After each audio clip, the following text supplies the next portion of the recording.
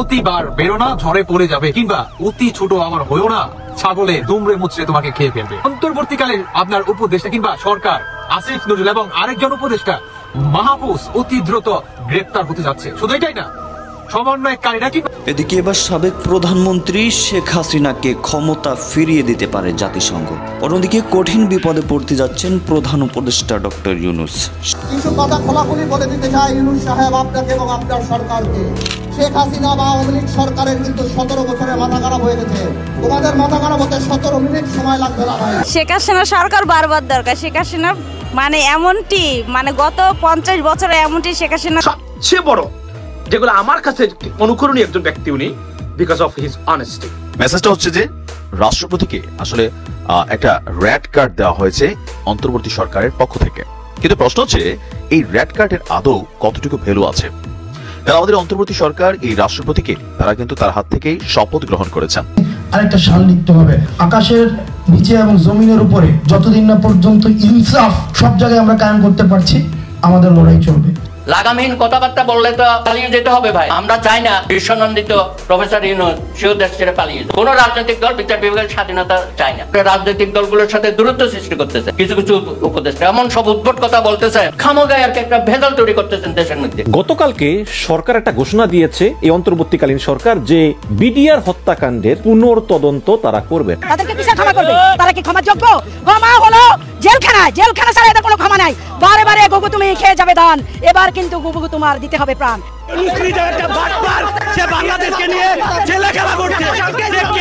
তাহলে সত্যি কি শেখ হাসিনা আবারও ক্ষমতা ফিরে পাবে? দিন যতই যাচ্ছে সবার মুখোশগুলা কিন্তু এক এক করে উন্মোচন হচ্ছে। দেশের মধ্যে যারা ক্ষমতায় বর্তমানে রয়েছে তাদের আসল রূপগুলা বের হয়ে আসতেছে। এখন এটা আমরা কি দেখতে পাচ্ছি, অনেকেই কিন্তু বর্তমান দেশের নেতা কর্মীদেরকে নিয়ে অনেক কথা বলতেছে এবং তাদের গোপন কাজকর্মগুলা সবার সামনে তুলে ধরতেছে। এইসব দেখেই কিন্তু সাধারণ মানুষরা তাদেরকে আর বিশ্বাস করতেছে না। অনেকে চাচ্ছে শেখ হাসিনা আবারও দেশে ফিরে আসুক, এবং এইগুলা দেখেই কিন্তু আমেরিকা কঠিন একটি সিদ্ধান্ত নেয় বাংলাদেশকে নিয়ে। সেই সিদ্ধান্তর ফলে আওয়ামী লীগের এক প্রকার বিজয় হয়ে যায়। আপনারা সম্পূর্ণ ভিডিও দেখবেন সর্বশেষ ডক্টর ইউনূসের কি হয়। ডক্টর ইউনূস কিন্তু আমাদের দেশে এসেছিলেন ভালো কাজ করার জন্য, এবং তাকে এখন সাধারণ মানুষরা কি বলতেছে, এই কথাগুলো শুনে কিন্তু ডক্টর ইউনূসও একটি সিদ্ধান্ত নেন বা তিনি একটা পদক্ষেপ নেন। সেই পদক্ষেপটাও আপনাদের সামনে তুলে ধরবো। ভিডিওটা খুবই ইম্পর্টেন্ট, আপনারা সম্পূর্ণ ভিডিও ধৈর্য সহকারে দেখবেন, তাহলে কিন্তু বুঝতে পারবেন এইসব বিষয়গুলো নিয়ে।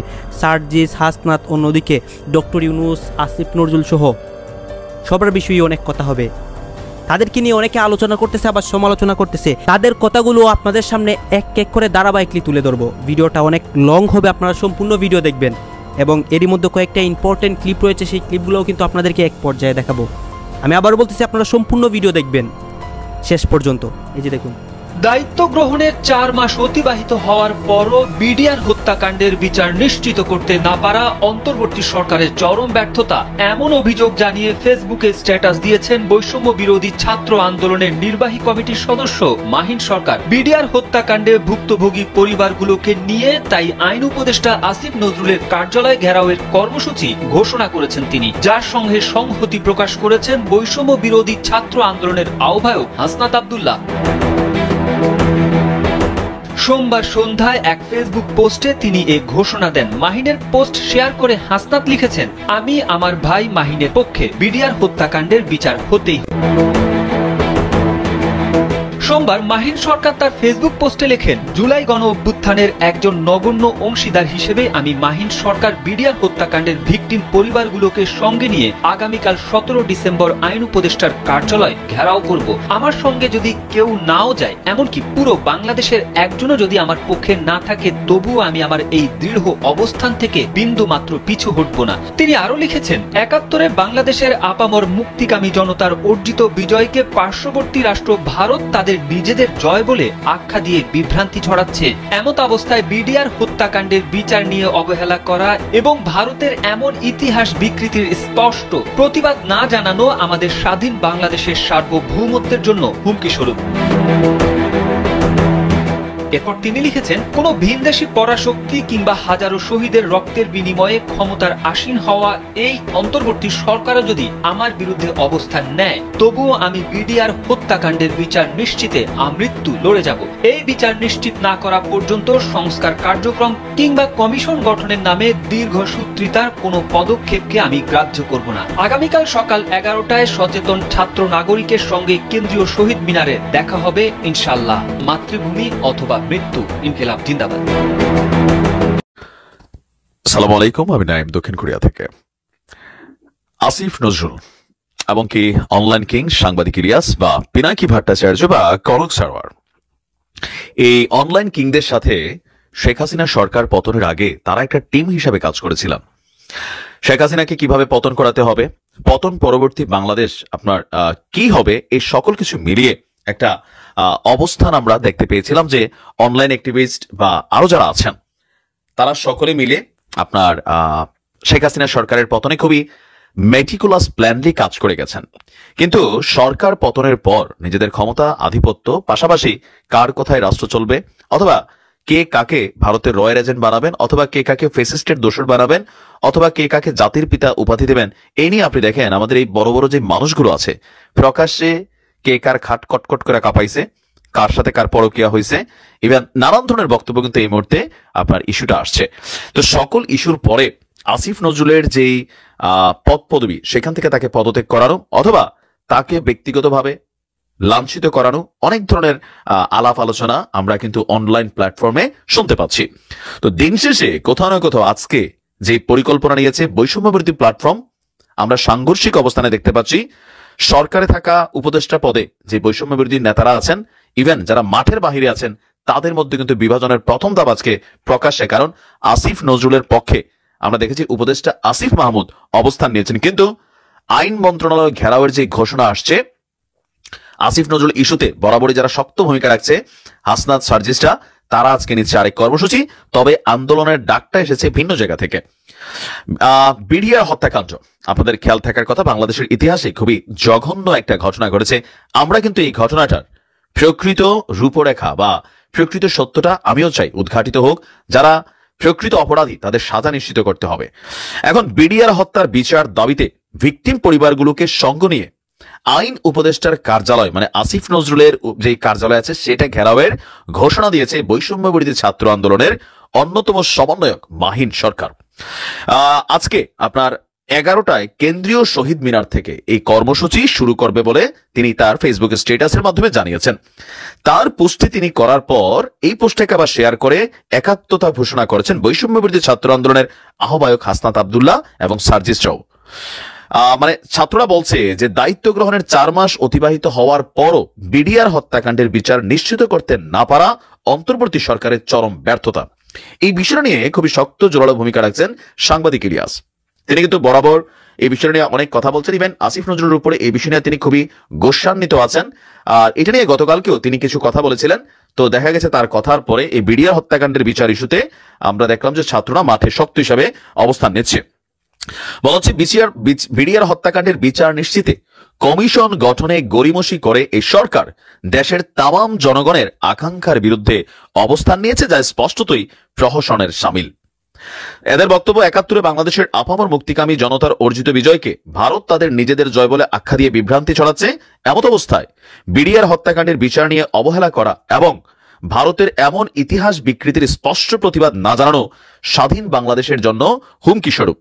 এরই প্রতিবাদে মাহিন সরকার বলছেন বিডিআর হত্যাকাণ্ডের ভিকটিম পরিবারগুলোকে সঙ্গে নিয়ে আগামী 17 ডিসেম্বর মানে আজকে আইন উপদেষ্টার কার্যালয় ঘেরাও করব। আমার সঙ্গে যদি কেউ নাও যায়, এমনকি পুরো বাংলাদেশের একজন যদি আমার পক্ষে না থাকে, তবে আমি দৃঢ় অবস্থান নেব। তো আপনার তার এই বক্তব্যের সাথে সাথে তা যাবে। এখানে অনেক মানুষ আছে, সাংবাদিক ইলিয়াসের আহ্বানেও এখানে তাদের সোশ্যাল একটা ইনফ্লুয়েন্স আছে, লক্ষ লক্ষ সমর্থক কর্মী আছে। আমরা আজকে হয়তো এখানে ভিন্ন কিছু দেখতে পাবো, কারণ পিনাকি দাদার আহ্বানেও এখানে লক্ষ মানুষ সমাগত মানে একটা জায়গায় জড়ো হয়ে যাবে। তো এটাকে কেন্দ্র করে আমরা দেখছি আমাদের সরকারের পক্ষ থেকে বিশেষ নিরাপত্তা এই আইন মন্ত্রণালয়ের আশেপাশে নেওয়া হচ্ছে। আজকে সেখানে আসলে কি ঘটতে যাচ্ছে, কোথাও না কোথাও এই সকল কিছুর পেছনে এই দায়িত্বটাতে কিন্তু আইন উপদেষ্টার দায়িত্ব। তিনি এই বিষয়টা যখন বিডিআর হত্যাকাণ্ড হয়েছিল তার তৎকালীন কিছু বক্তব্য আসিফ নজরুলের, আর এখনকার সময় এসে তার বক্তব্যে কিছুটা গড়িমসি দেখা যাচ্ছে, এটাও কিন্তু বাস্তবতা। তো এই বাস্তবতার প্রেক্ষাপটে আমি জানি না যে আজকে আসলে কি হতে যাচ্ছে। সমন্বয়কদের মধ্যে বিভাজন তৈরি হচ্ছে, আবার 4 মাসের মধ্যে দেখেন এই উপদেষ্টাদের নিয়ে বা আমাদের অনলাইন কিংদের মধ্যে সরকারকে নিয়ে এই যে একটা টালবাহানা, রাজনৈতিক দলগুলোর মধ্যে এই যে সমন্বয়হীনতা, সকল কিছু মিলিয়ে আসলে কি পরিবেশ পরিস্থিতি বা কি মেসেজ এখানে ক্রিয়েট হচ্ছে। দেখা যাক আজকে আসিফ নজরুল স্যারের সাথে কি ঘটে। তবে সর্বোচ্চ সতর্ক অবস্থায় নিশ্চয়ই আমাদের সরকারের থেকে থাকা হবে, মানে আইন শৃঙ্খলা বাহিনীর অবস্থান সেখানে নিশ্চিত করা হবে। কি ঘটে জানি না, বাট আমরা এমন কিছু চাই না যে অস্থিতিশীল একটা পরিবেশ তৈরি হোক। লাগামহীন কথাবার্তা বললে তো পালিয়ে যেতে হবে ভাই। আমরা চাই না বিশ্বনন্দিত প্রফেসর ইউনূস সেও দেশ ছেড়ে পালিয়ে যায়। কোন রাজনৈতিক দল বিচার বিভাগের স্বাধীনতা চায় না। রাজনৈতিক দলগুলোর সাথে দূরত্ব সৃষ্টি করতেছেন কিছু কিছু উপদেষ্টা, এমন সব উদ্ভট কথা বলতেছেন, খামোগায় আর কি একটা ভেজাল তৈরি করতেছেন দেশের মধ্যে। এটা শান্তিপূর্ণভাবে এত বড় বিজয়ের পরে আমরা একটা ভবিষ্যৎমুখী হতে চাই, নতুন প্রত্যাশার দিকে আমরা এগিয়ে যাচ্ছি। এদেরকে থামান। লাগামহীন কথাবার্তা বললে তো পালিয়ে যেতে হবে ভাই। 1/11 অনেকে পালিয়ে গেছিল, সুলতানা কামাল সহ, মঈনুদ্দিন ফখরুদ্দিন দেশ ছেড়ে চলে গিয়েছিল। আমরা চাই না বিশ্বনন্দিত প্রফেসর ইউনূস সেও দেশ ছেড়ে পালিয়ে যায়। সুতরাং আপনি একটা রোড ম্যাপ দেবেন তাড়াতাড়ি। এই দেশের মানুষ গত 15 বছর কোনো ভোট দিতে পারে নাই, শুধু জাতীয় নির্বাচন কেন স্থানীয় নির্বাচন ভোট দিতে পারে না। আর তাদেরকে বলেন অপেক্ষায় থাকে, আর কত অপেক্ষা করবে? 15-17 বছর তো অপেক্ষা করছে, এখনো যদি বলেন আরো অপেক্ষা করেন। কি এত সংস্কার আপনাকে করতে হবে? কেউ বলে সংবিধান ফেলে দেব, সংবিধান নতুন করে, এত সোজা? সবকিছু ইতিহাস উলট পালট করে দেবেন? শেখ হাসিনা তো চেষ্টা করেছিল নতুনভাবে ইতিহাস লেখার জন্য, এক ব্যক্তি এক পরিবারের ইতিহাস সৃষ্টি করেছিল না? আলটিমেটলি তো কোনো লাভ হয় না, সবকিছু তো আবার ফেরত আসতে হয়। এখন আমরা 52 বলি, 62 বলি, 69 বলি, 70 বলি, 71 বলি। ইতিহাস তো তার নিজস্ব গতিতে চলবে। সুতরাং সংবিধান নিয়ে বেশি বাড়াবাড়ি করলে সুফল বয়ে আনবে না। এখন আসেন আপনি বিচার বিভাগ নিয়ে, দুঃখের কথা আপনি এতগুলো সংস্কার কমিশন করেছেন। মাননীয় প্রধান বিচারপতি, আপনি একটা ঐতিহ্যবাহী পরিবারের সন্তান, কত আশা করে আমাদের ছাত্রদের আন্দোলনের মধ্য দিয়ে আজকে প্রধান বিচারপতি হয়েছেন। আপনিও বললেন 25 দফা সংস্কার আপনি ঘোষণা করেছেন। বিচারপতি নিয়োগে আপনি বললেন যে এরকম বিচারপতি আর নিয়োগ আমরা দেব না। আপনি কিভাবে 23 জন বিচারপতি নিয়োগ দিয়ে দিলেন? আপনি বিচারপতি নিয়োগে কোনো নীতিমালা প্রণয়ন করেছেন? বিচার বিভাগ সংস্কারের কমিশন আছে, তাদের বক্তব্য তো আপনি নেন নাই। আগের সরকারগুলো যাই করেছে একসাথে 23 জন নিয়ে নিছে, 1/6। এটা তো আমরা আপনাদের কাছ থেকে আশা করিনি। অদ্ভুত অবস্থা, যেই করুক। এখন আসে কে? অন্তর্বর্তীকালীন সরকার। কিন্তু আমরা দেখতেছি এই যে নিয়োগগুলো হচ্ছে, অধিকাংশ দেখি যে জামাতপন্থী লোকজন সব জায়গায় নিয়োগ পেয়ে যাচ্ছে। কেন? কারণটা কি? আপনি ওয়ার্ড ট্রাইব্যুনালে না দিলে হতো না? দেশে কি আইনজীবীর অভাব আছে? বিতর্কের মধ্যে বিতর্ক সৃষ্টি করার দরকার কি? একটা স্বচ্ছ নিরপেক্ষভাবে আপনি একটা ট্রাইব্যুনাল করেন যেখানে হাসিনা সহ তার দোষদের বিচার হোক। এগুলো তো প্রশ্নবিদ্ধ হয়ে যাবে। সুতরাং ইতিহাস কাউকে ক্ষমা করবে না। আজকে আমি বলবো যে আমাদের বিচার বিভাগের সংস্কার খুবই জরুরি। কোন রাজনৈতিক দল বিচার বিভাগের স্বাধীনতা চায় না। এটা শাহাবুদ্দিন সাহেব বলেছে ঘরোয়া মিটিংয়ে, বলে যে আওয়ামী লীগও চায় না, বিএনপিও চায় না, আর জাতীয় পার্টির কথা বাদেই দেয়। তো এখন বিচার বিভাগের স্বাধীনতা ছাড়া ন্যায় বিচার এখানে প্রতিষ্ঠা করা যাবে না, এটা সম্ভব না। আমরা অতীতেও দেখেছি, বিভিন্ন রায়ের মাধ্যমে আপনারা দেখেছেন। এখানে এই যে দলদাস বিচারপতি নিয়োগের মধ্য দিয়ে এবং ডিটেক্টেড রায়গুলো গত 15 বছরে দেখেছেন কি অন্যায় অবিচার হয়েছে অপোজিশনের উপর। হাজার হাজার লক্ষ লক্ষ নেতা কর্মীদেরকে ঘর ছাড়া করেছে, মাঠে ময়দানে তারা থাকতে পারে নাই, কারাবন্দি করেছে লক্ষ লক্ষ নেতা কর্মীদেরকে। এবং আমাদের উচ্চ আদালত সহ নিম্ন আদালত অন্যায় অবিচারগুলো করেছে। এখন কিছুটা আপনারা দেখছেন যে সেখানে কিছু। আপনারা জানেন কালকে বাংলাদেশের বিজয় দিবস ছিল এবং সেই বিজয় দিবসে নরেন্দ্র মোদী একটি টুইট করেছিলেন।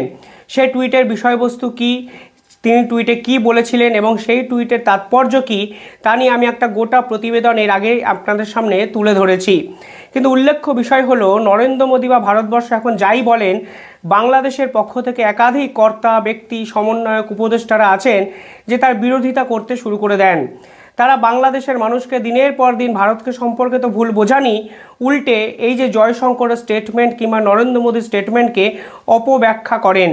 নরেন্দ্র মোদী কালকে টুইটে 1971 সালের যে 16ই ডিসেম্বরে যে ঘটনা ঘটেছিল এবং সেই ঘটনায় ভারতীয় আর্মি বা সেনাবাহিনী কিভাবে বাংলাদেশকে সহায়তা করেছিলেন সেই কথাই কিন্তু তিনি তুলে ধরেছিলেন। তিনি বোঝাতে চেয়েছেন এই বিজয় দিবস অর্থাৎ বাংলাদেশের এই স্বাধীনতা যুদ্ধের কৃতিত্ব যতটা বাংলাদেশের ঠিক ততটাই কিন্তু ভারতের। এ বিষয়ে নির্দিষ্টভাবে ঐতিহাসিকরাও হয়তো দ্বিমত পোষণ করবেন না, কারণ বাংলাদেশের যে স্বাধীনতার মুক্তিযুদ্ধ তাতে ভারত যদি বাংলাদেশকে সহায়তা না করত তাহলে হয়তো এই স্বাধীনতাটা আসতো না। এর বিরুদ্ধে কোনো অহংবোধ নেই, আছে অনেক বেশি গৌরব গাথা এবং দুই দেশের সৌভ্রাতৃত্ব এবং বন্ধুত্বের বার্তা বর্তমান সময়ে যে বজায় থাকবে, অন্তত ইতিহাসকে আমরা ভুলে যাব না, সেটাই তো প্রত্যাশিত।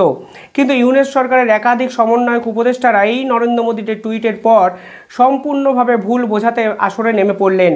তারা ফের ভারত বিরোধিতা করতে শুরু করলেন। অনেকে আবার 1971 সালে 16ই ডিসেম্বরে ভারতীয় সেনাবাহিনীটি কতটা ইনভলভ ছিল সেই নিয়ে প্রশ্নচিহ্ন তুলে দিলেন এবং পরিষ্কারভাবে ইউনুস সরকারের পক্ষ থেকে ভারতের যে অবদান তা সম্পূর্ণভাবে অগ্রাহ্য এবং অস্বীকার করা হলো একাধিক কথাবার্তায়। কিসের জন্য অস্বীকার তারা করলেন আমি জানি না, কিন্তু যে ইতিহাস অলরেডি একবার লেখা হয়ে গেছে সেই ইতিহাসকে ইউনুস সরকার কিভাবে বদলাবেন সে বিষয়েও আমার সত্যি কোনো ধারণা নেই। আদৌ ইতিহাসকে বদলানো যায় কি না, কিংবা আধুনিক সভ্যতা ইতিহাসকে অগ্রাহ্য করে এগোনো যায় কি না, সেই বিষয়ে হয়তো মোহাম্মদ ইউনুসের এই উপদেষ্টা সমন্বয়করা আমাদের থেকে অনেক ভালো জানেন। কিন্তু তারা কালকে যে কথাগুলো বললেন তা বাংলাদেশের এই মুক্তিযোদ্ধারা কি সমর্থন করেন? অর্থাৎ সে সময় বাংলাদেশের মুক্তিযুদ্ধে এবং ভারতীয় সেনাবাহিনী নিয়ে এক যৌথ বাহিনী গঠন করা হয়েছিল। সেই যৌথ বাহিনীর সদস্যরা কি এই মুক্তিযোদ্ধার ইতিহাসকে ভুলে যাবেন? কালকে বাংলাদেশ থেকেই কিন্তু এক ঝাঁক মুক্তিযোদ্ধার যারা সদস্য তারা কিন্তু খোদ ভারতবর্ষে এলেন এবং তারা ভারতবর্ষে এসে খোদ ইউনুস সরকারকে তুলোধনা করলেন এবং তারা বললেন আমরা মুক্তিযুদ্ধে ভারতের অবদানকে অস্বীকার করি না, কারণ ভারতবর্ষের সেনাবাহিনী না থাকলে সবসময় ভারত সরকার আমাদের সহায়তা না করলে আমরা হয়তো মুক্তিযোদ্ধা এরা জয়লাভ করতামই না। এটা কোনোদিনই বাংলাদেশের স্বাধীনতা কোনোদিনই সম্ভব হতো না যদি যৌথভাবে ভারতীয় সেনাবাহিনী, মুক্তিবাহিনী, জনগণ সবাই মিলে যদি সহযোগিতা না করতো, এটা কোনোদিন সম্ভব হতো না। অর্থাৎ এই মুক্তিযোদ্ধারা কিন্তু ভারতে এসে কার্যত মোহাম্মদ ইউনুসকে সমূলে উৎপাটন করার একটা বার্তা বা কলমে দিয়ে গেলেন। যিনি ইতিহাসকে অগ্রাহ্য করেন তার বর্তমান সভ্যতায় থাকার যোগ্যতা আছে নাকি তা তো প্রশ্ন জাগে। কালকে বাংলাদেশের উপদেষ্টারা কি বলেছেন জানেন? বাংলাদেশের আইনি উপদেষ্টা যিনি এর আগে বলেছিলেন 26 লক্ষ ভারতীয় নাকি বাংলাদেশে চাকরি বাকরি করেন, যদিও এর সপক্ষে তিনি কোনো যুক্তি তথ্য দেখাতে তো পারেননি, উল্টে তিনি পরবর্তীকালে 180 ডিগ্রি পাল্টে খেয়ে গেছিলেন। ওই পাগল 26 লক্ষ ভারতীয় চাকরির প্রণেতা আসিফ নজরুল কি বলেছে? তিনি বলেছেন ভারত ছিল বিজয়ের মিত্র, এর বেশি নয়। অর্থাৎ তিনি বলতে চেয়েছেন ভারতবর্ষ বাংলাদেশের এই মুক্তিযুদ্ধে নাকি সহায়তাই করেনি, শুধুমাত্র বিজয় অর্থাৎ আনন্দ উপভোগের মুহূর্তে ভারতবর্ষ সাহায্য করেছে বা উপভোগ করেছে একসঙ্গে।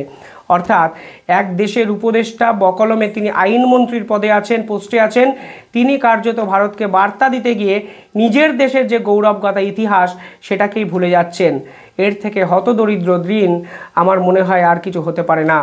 কালকে আরও এক উপদেষ্টা হাসনাত বোধহয় নাম, তিনি বলেছেন ভারতের বিরুদ্ধে এরপরেও লড়াই জারি থাকবে।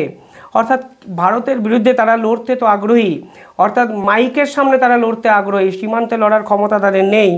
তিনি বারংবার করে ভারতকে এর আগেও উস্কে দিয়েছেন, হুমকি দিয়েছেন, কিন্তু নরেন্দ্র মোদীর এই পোস্টের পর তিনি এই বারংবার করে ভারত এবং বাংলাদেশে যে বিভেদ আছে, বর্তমানে যে যুদ্ধ চলছে, এরকমই একটা কথা মানুষকে খাওয়ানোর চেষ্টা করেছেন। মানুষ পাল্টা তো কিছু প্রশ্ন বাংলাদেশে করেন না।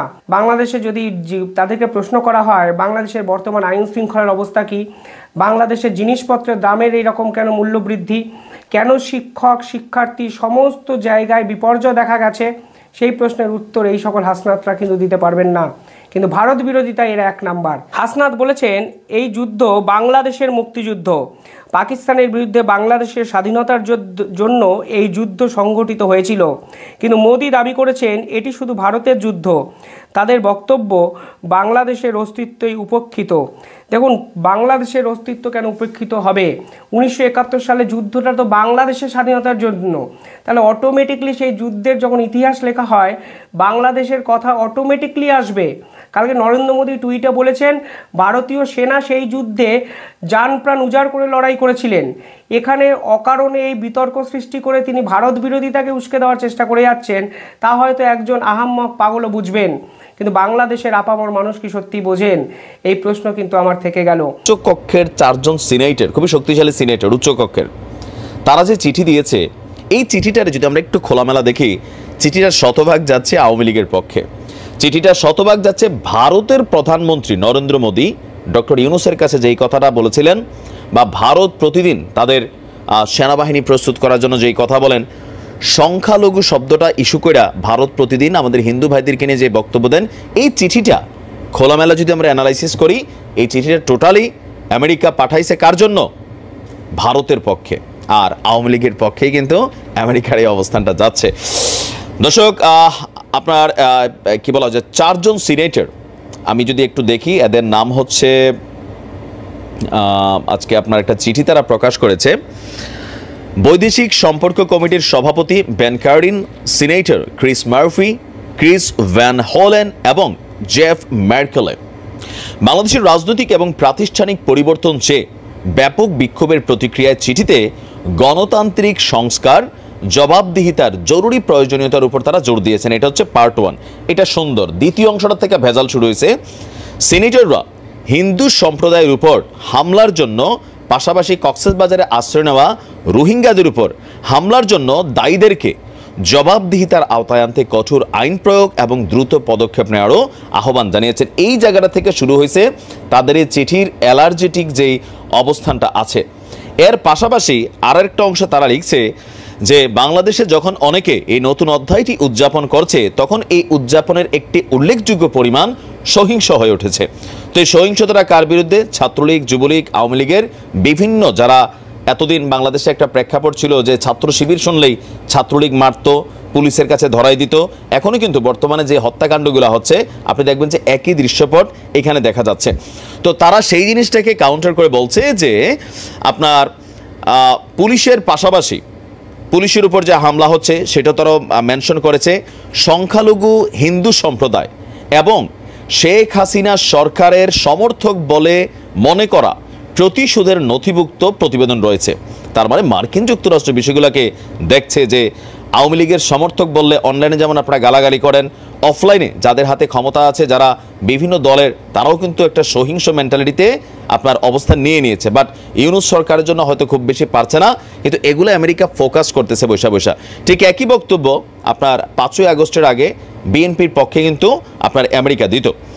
তো ফলস্বরূপ তারা বলছে যে দেশে আইন প্রয়োগের ফাঁকফোকর এবং হিন্দু সম্প্রদায়ের সদস্য, রোহিঙ্গার শরণার্থী সহ সহিংস হামলার মুখোমুখি হওয়া ব্যক্তিদের সুরক্ষার অভাব দিয়েছে। আমরা আপনাদের এই হুমকি এবং সহিংসতার ঘটনাগুলোকে গুরুত্বের সঙ্গে নেওয়ার আহ্বান জানাচ্ছি, ঠিক যেমন বাংলাদেশে আশ্রিত মিলিয়নেরও বেশি রোহিঙ্গা জনগোষ্ঠীর প্রতি সমর্থন অব্যাহত রাখার আপনার সাম্প্রতিক প্রতিশ্রুতির প্রতি আমরা প্রশংসা করি। এখন আইনের ফাঁকফোকরে যে মামলা, এই ইস্যুটা তারা এখানে মেনশন করেছে যে মামলাগুলো যেগুলো হচ্ছে বেশিরভাগই আইনের প্রয়োগের ফাঁকফোকরটাকে ইস্যু করা হচ্ছে। এখন হিন্দুদের নিয়ে দেখেন যেই বক্তব্যটা তারা দিছে। আচ্ছা, বাংলাদেশে আমি বরাবরই বলি, আমরা বাংলাদেশে 2টা টিম চিনি, বেশি হচ্ছে জয় বাংলা, এটা হচ্ছে বাংলাদেশ জিন্দাবাদ। এখন জয় বাংলা স্লোগানটা যেই দিচ্ছে আওয়ামী লীগ ক্ষমতায় থাকাকালীন, যারা জয় বাংলা বলে হিন্দু মুসলমান ডাজেন্ট ফ্যাক্ট, সুবিধা নিছে, অন্যায় করছে, অত্যাচার করছে, সরকার পরিবর্তনের ফলে তারা কিন্তু বাটে পড়ছে। তো সেই বাটে পড়ার মধ্যে মুসলমানদের সংখ্যা আছে 99%, হিন্দু আছে 1%। বাট কোন হিন্দু? সাধারণ কোনো রকম রাজনীতির সাথে নাই, সাধারণ কোনো রকম ভেজালের সাথে নাই, এরকম হিন্দু? নাকি যারা জয় বাংলা বলে এতদিন মাঠের মধ্যে গরম টরম করে ঘুরছে, আবার যখন আওয়ামী লীগ ক্ষমতায় ছিল বাংলাদেশ জিন্দাবাদ বলা লোকটা হিন্দু না মুসলমান দেখাকে নির্যাতন করা হয়েছে। বিএনপির মানুষ তারেক জিয়া তো দেশের বাইরে, খালেদা জিয়া জেল খাটছে, মির্জা ফখরুল ইসলাম, রুহুল কবির রিজভী সবাই তো ভাই আইনের ভেজালে পড়ছে। 2-1% হিন্দু যারা বাংলাদেশ জিন্দাবাদ বলছে বিএনপির, তারাও ভেজালে পড়ছে। হয়তো সারা বাংলাদেশে 100-র মধ্যে একটা ঘটনা ঘটছে যেখানে সাম্প্রদায়িক উস্কানিটা দিয়ে কোনো ঘটনা ঘটাতে চাইছে। বাট দেখেন আমাদের মাদ্রাসার শিক্ষার্থীরা, জামাত ইসলাম, বিএনপি সবাই আমরা মিলে এখানে প্রোটেকশন দিয়েছি। এরপরেও কিন্তু ভারত সরকার কথায় কথায় বলে বাংলাদেশে হিন্দুরা নিরাপদ না, জামাত ক্ষমতায় আসলে এখানে নানান ঘটনা ঘটবে। এই বিষয়গুলাই তাদের অন্যতম মিত্রশক্তি আমেরিকা এখন এই কথাগুলো বলছে। ভারত কিন্তু বরাবর এই কথাগুলাই বলছে যে বাংলাদেশে সেনা মোতায়েন করবে, বাংলাদেশে হিন্দুরা নিরাপদ না। এটা নিয়ে ভারতের গণমাধ্যম, ভারতের সেলিব্রিটিরা কথা বলছে। ফাইনালি মার্কিন যুক্তরাষ্ট্র কিন্তু আবার একই বক্তব্য দিচ্ছে। এখন এই বক্তব্যগুলো এই মুহূর্তে ডক্টর ইউনূস সরকারের প্রতি একটা চাপ তৈরি করা। আর ওই যে প্যাচটা কোথায় লাগছে আমি বললাম না, চীন। প্যাচটা লাগাইছে চীন, কারণ চীনের প্রতি এই মুহূর্তে যে মুভমেন্টটা বাংলাদেশের পলিটিক্সের অথবা পাকিস্তানের সাথে বাংলাদেশের যে সুসম্পর্ক, এটা কিন্তু আমেরিকা পছন্দ করছে না, ভারত তো করতেছেই না। ভারত মুখে না বললেও এখন এই কথাগুলা আমেরিকা বলা শুরু করছে। আর এই প্রত্যেকটা জিনিসের পলিটিক্যাল অ্যাডভান্টেজ আপনি যদি দেখেন, এটা আওয়ামী লীগের পক্ষে যাবে। এখন মার্কিন যুক্তরাষ্ট্র আসলে কারো বন্ধু না। এরা চায় একটা দেশের মধ্যে দুইটা টিম বানাবে, একটা টিমের দিয়ে আরেকটা টিমের সাথে গুতাগুতি লাগাই রাখবে, আর এরা দূর থেকে এসে মাতব্বরগিরি করবে। এটাই হচ্ছে বাস্তবতা। ভালো থাকুন। কয়েকদিনে যে ঘটনাগুলো ঘটেছে তাতে অন্তর্বর্তীকালীন সরকার একদিকে প্রশ্নবিদ্ধ হয়েছে, বিতর্কিত হয়েছে, অন্যদিকে সরকারের জন্য নতুন বিপদের আলামত দেখা যাচ্ছে। ঢাকা বিশ্ববিদ্যালয় এবং জাহাঙ্গীরনগর বিশ্ববিদ্যালয়ে দুটো নৃশংস বর্বরচিত হত্যাকাণ্ড সংঘটিত হয়েছে। প্রায় একই সময়ে খাগড়াছড়ির দিঘি নালায় বাঙালি এবং পাহাড়িদের মধ্যে সংঘর্ষ শুরু হয়েছে। সেখানে এখন পর্যন্ত 4 জন নিহত হয়েছেন, শতাধিক আহত হয়েছে, পাহাড়িদের বাড়িঘর জ্বালিয়ে দেওয়া হয়েছে এবং এটা খাগড়াছড়ি থেকে এখন 3টি পার্বত্য জেলায় ছড়িয়ে পড়েছে। 72 ঘন্টার অবরোধ চলছে এখন সেখানে। এবং গতকাল শুক্রবার জুমার নামাজের সময় বাইতুল মোকাররম মসজিদের ভেতরে দুপক্ষের সংঘর্ষ হয়েছে। 5ই আগস্টের পর যে খতিব পালিয়ে গিয়েছিলেন তিনি ফিরে এসেছেন এবং তিনি দলবল নিয়ে ফিরে আসার চেষ্টা করেছিলেন। সেখানে সাধারণ মুসল্লিদের সাথে তাদের সংঘর্ষ হয়েছে। এই প্রত্যেকটি ঘটনা অন্তর্বর্তীকালীন সরকারের জন্য মহাবিপদের আলামত। কেন বলছি সেই আলোচনায় আসবো, তার আগে সাম্প্রতিক সময়ের কয়েকটা ঘটনার দিকে আলোকপাত করা প্রয়োজন। সর্বশেষ ঘটনা দিয়ে শুরু করে আমরা নিশ্চয়ই ইতিমধ্যে জেনে গেছি, শাহজালাল বিজ্ঞান এবং প্রযুক্তি বিশ্ববিদ্যালয় বৈষম্যবিরোধী ছাত্র আন্দোলনের সমন্বয়করা বিশ্ববিদ্যালয়ের প্রভিসি, প্রক্টর এবং শিক্ষকদের শপথ পড়িয়েছে। ভিডিওতে পরিষ্কার দেখা গেছে একটা স্ক্রিপ্টেড শপথ পড়ানো হচ্ছে। মোবাইল দেখে একজন সমন্বয়ক সেটা পড়ছেন এবং তার সাথে সাথে সুর মেলাচ্ছেন বিশ্ববিদ্যালয়ের প্রভিসি, প্রক্টর এবং শিক্ষকরা। অথচ পরবর্তীতে যখন গণমাধ্যম কর্মীরা তাদের সাথে যোগাযোগ করেছেন, তারা সেটা স্বীকার করেননি। ঠিক যেমনটা আমরা দেখেছি ছাত্রলীগের সাফাই গাইতে বিশ্ববিদ্যালয়ের প্রশাসন এবং বিশ্ববিদ্যালয়ের শিক্ষকদের, ঠিক একইভাবে বৈষম্য বিরোধী ছাত্র আন্দোলনের সমন্বয়কদের পক্ষে আমরা সাফাই গাইতে দেখছি শাহজালাল বিজ্ঞান এবং প্রযুক্তি বিশ্ববিদ্যালয়ের প্রভিসি, প্রক্টর এবং শিক্ষকদের, যারা শপথ পড়েছেন বৈষম্য বিরোধী ছাত্র আন্দোলন, অর্থাৎ ছাত্রদের কাছে যারা শপথ পড়েছেন তাদেরকে। যে মেরুদণ্ডহীন বিশ্ববিদ্যালয় প্রশাসন এবং বিশ্ববিদ্যালয়ের শিক্ষকদের আমরা দেখেছি আওয়ামী লীগের শাসনামলে, ঠিক একই প্রতিচ্ছবি আমরা এখন দেখতে পাচ্ছি। পরিষ্কার দেখা যাচ্ছে ভিডিওতে স্ক্রিপ্টেড একটা শপথ তাদেরকে পড়ানো হচ্ছে, কিন্তু পরবর্তী তারা সেটা স্বীকার করছে না এবং তারা বৈষম্য বিরোধী ছাত্র আন্দোলনের সমন্বয়কদের পক্ষে সাফাই গাইছে। ঠিক এমনটাই আমরা দেখেছি ছাত্রলীগের সাথে বিশ্ববিদ্যালয়ের প্রশাসন এবং বিশ্ববিদ্যালয়ের শিক্ষকদের ক্ষেত্রে। কিছুদিন আগে ডিসি নিয়োগের সময় সচিবালয়ে বসে থেকে বৈষম্য বিরোধী ছাত্র আন্দোলনের একজন সমন্বয়ক তালিকা করছিলেন এবং সেই তালিকা অনুযায়ী নাকি ডিসিদের নিয়োগ দেওয়া হয়েছে। যে 56 জনের তালিকা তৈরি করা হয়েছিল তার মধ্যে ছাত্রলীগের পোস্টেড নেতাকর্মী, যারা একটা সময় ছাত্রলীগ করেছেন, ছাত্রলীগের নেতাকর্মী হিসেবে যারা পোস্টেড ছিলেন, তারা পরবর্তীতে সরকারি চাকরিতে এসেছেন, তারাও রয়েছেন সেই তালিকায়। কিন্তু এই তালিকাটা অ্যাপ্রুভ করছে একজন বৈষম্য বিরোধী ছাত্র আন্দোলনের সমন্বয়ক। এমনকি গণমাধ্যমে তিনি সেটা স্বীকারও করেছেন। সেই মন্ত্রণালয়ের সচিব পর্যন্ত স্বীকার করেছে বৈষম্য বিরোধী ছাত্র আন্দোলনের সেই সমন্বয়ক বিভিন্ন সময় সচিবালয়ে আসেন এবং তার নির্দেশনা অনুযায়ী, তার সাজেশন অনুযায়ী মন্ত্রণালয় কাজ করে। প্রশ্ন তৈরি হতেই পারে, বাংলাদেশে এখন কয়টা সরকার কাজ করছে? পাওয়ার সেন্টার আসলে কয়টা? ঢাকা বিশ্ববিদ্যালয় এবং জাহাঙ্গীরনগর বিশ্ববিদ্যালয়ে যে দুটো বর্বরচিত হত্যাকাণ্ড সংঘটিত হয়েছে, এর মধ্যে জাহাঙ্গীরনগর বিশ্ববিদ্যালয়ে 4 জন ছাত্রদল নেতা এবং একজন বৈষম্য বিরোধী ছাত্র আন্দোলনের সমন্বয়কের নাম এসেছে, যদিও তাকে বহিষ্কার করা হচ্ছে পরবর্তীতে। কিন্তু এই ঘটনায় তো আমরা দেখেছি একটা সময় ছাত্রলীগের কোনো নেতা যদি কোনো অপকর্মে জড়িত হন, তখন ছাত্রলীগের পক্ষ থেকে বলা হয়েছে ব্যক্তির দায়, কোনো একজন নেতা বা কর্মীর দায় সংগঠন নেবে না, এবং তারপর তাকে সংগঠন থেকে বহিষ্কার করা হয়েছে। ঠিক একই চিত্র কি আমরা এখন আবার দেখতে শুরু করেছি? এই লক্ষ্যেই কি হাজার হাজার মানুষ জীবন দিয়ে এই বিপ্লব বা গণঅভ্যুত্থান যেটাই বলি না কেন সেটা সংগঠিত করলো? নতুন বাংলাদেশের যে স্বপ্ন দেখছি, সেই বাংলাদেশে ছাত্রলীগ কিংবা আওয়ামী লীগ ঠিক যে চরিত্রের আমরা দেখেছি অবয়ব, ঠিক একই অবয়বকে আমরা আবারও দেখতে চাই। সুতরাং বৈষম্য বিরোধী ছাত্র আন্দোলনের যে সমন্বয়কের নাম জাহাঙ্গীরনগর বিশ্ববিদ্যালয়ের এই নৃশংস হত্যাকাণ্ডের সাথে উঠে এসেছে, তাকে শুধুমাত্র সংগঠন থেকে বহিষ্কার করলেই চলবে না, সংগঠনকেও এর দায় নিতে হবে। ঢাকা বিশ্ববিদ্যালয়ে তফাজ্জল নামে মানসিক ভারসাম্যহীন যে মানুষটাকে, যে যুবকটাকে পিটিয়ে হত্যা করা হলো, যে নৃশংসতা কি বর্বরতা আমরা দেখেছি। নতুন করে বর্ণনা করবার কিছু নিয়ে আমরা প্রত্যেকেই জানি কি নৃশংস ঘটনা সেখানে ঘটেছে। এখন বলা হচ্ছে ছাত্রলীগের নেতাকর্মীরা এই ঘটনা ঘটিয়েছে। 5ই আগস্টের পর ছাত্রলীগের নেতাকর্মীরা ঢাকা বিশ্ববিদ্যালয়ের হলগুলোতে কিভাবে স্থান পেল, তারা সেখানে কিভাবে অবস্থান করছে? এখন বৈধভাবে হলের সিট বন্টন করা হচ্ছে। বাস্তবতা হলো বৈধ শিক্ষার্থীদের মধ্যে সিট বন্টন করা হলেও তাদের একটা এন্ডোর্সমেন্টের প্রয়োজন হচ্ছে। বৈষম্য বিরোধী ছাত্র আন্দোলন কিংবা শিবিরের ঢাকা বিশ্ববিদ্যালয়ের শাখার নেতা কর্মীদের এন্ডোর্সমেন্ট দিয়েই এই সিট বন্টনটা হচ্ছে। তাহলে ছাত্রলীগের নেতাকর্মীরা সেখানে কিভাবে অবস্থান করছে? ফলে এখন ছাত্রলীগের নেতাকর্মীরা বিতর্কিত করবার জন্য, সরকারকে বিতর্কিত করবার জন্য কিংবা বৈষম্য বিরোধী ছাত্র আন্দোলন কিংবা এই অভ্যুত্থানকে সামগ্রিকভাবে বিতর্কিত করবার জন্য এই নৃশংস হত্যাকাণ্ড সংগঠিত করেছে, এ কথা বলে দায় এড়ানোর কোনো সুযোগ নেই। প্রথম প্রশ্ন হলো তারা কিভাবে বিশ্ববিদ্যালয়ে এখন অবস্থান করছে, এবং দ্বিতীয় প্রশ্ন হলো শুধু কি তারাই সেখানে ছিলেন? এত শিক্ষার্থীকে আমরা দেখেছি ভিডিওতে, অনেককে তো আমরা দেখেছি, কেউ তাকে ঠেকাতে আসেননি। এবং সেখানে এখন যাদের এন্ডোর্সমেন্টের প্রয়োজন হয়, শিবিরের নেতাকর্মী কিংবা বৈষম্য বিরোধী ছাত্র আন্দোলনের নেতাকর্মী, কেউ কি সেখানে ছিলেন না? কিংবা এতগুলো সময় ধরে সেখানে 3 ঘন্টারও বেশি সময় ধরে সেখানে নির্যাতন চালানো হচ্ছে গেস্ট রুমে, এই খবরটা কি কেউ রাখেননি? ফলে এই দুটো প্রশ্ন কোনোভাবেই এড়িয়ে যাওয়া সম্ভব না, এবং এই দায় শুধুমাত্র ছাত্রলীগের নেতাকর্মীরা পিটিয়ে তোফাজ্জলকে হত্যা করেছে, সরকারকে বিতর্কিত করবার জন্য, এই অভ্যুত্থানকে বিতর্কিত করবার জন্য, বৈষম্য বিরোধী ছাত্র আন্দোলনকে বিতর্কিত করবার জন্য, এ কথা বলে দায় এড়ানোর কোনো সুযোগ নেই।